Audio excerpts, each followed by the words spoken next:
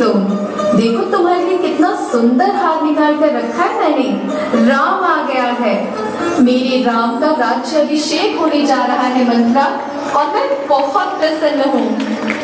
नाटक कैंसल नाटक, प्रजा की कुशलता पूछने जाता है। क्यों, सब समझती हूँ मैं। क्या समझती हो मंथरा?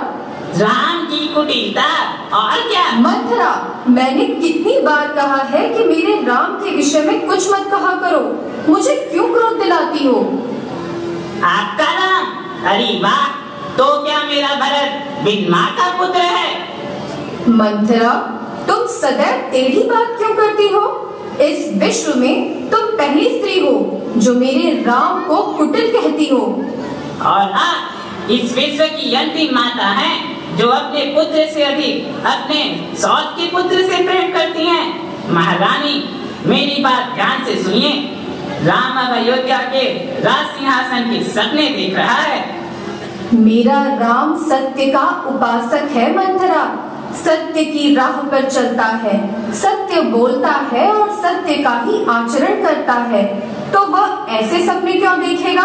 अरे अरे, कैसी जीवा है आपकी जो राम की स्तुति करते थकती ही नहीं। परंतु मैं भी आपसे सत्य कहती हूँ महारानी, वह प्रजा के बीच उनकी कुशलता पूछने के बहाने अपनी जय जयकार कराने हेतु जाता है। मेरा राम प्रजा के बीच जाए अथवा न जाए, प्रजा तो उसकी जय जयकार करेगी ही।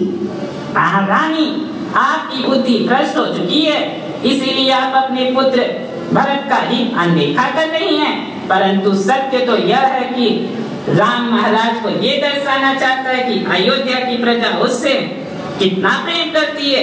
हे भगवान, आपने तो महारानी कैकेयी के भीतर माता का हृदय रखना ही भूल गए।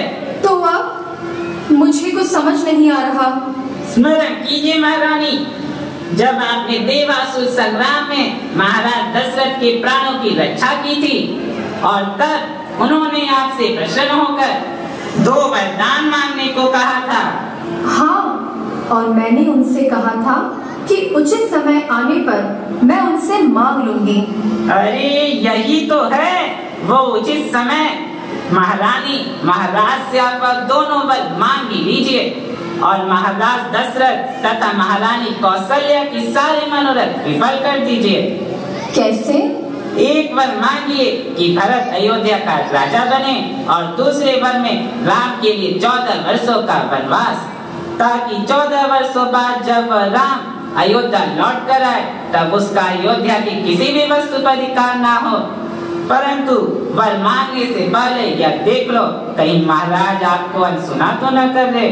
महाराज रघुकुल के सूर्य है मंथरा, वह अपने कुल की रीत कभी नहीं तोड़ेंगे। अपने दिए हुए वचन अवश्य पूर्ण करेंगे।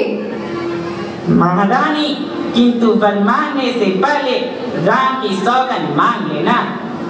मंथरा, तुम इतना दूर विचार कर सकती हो, इसका तो मुझे ज्ञान ही नहीं था।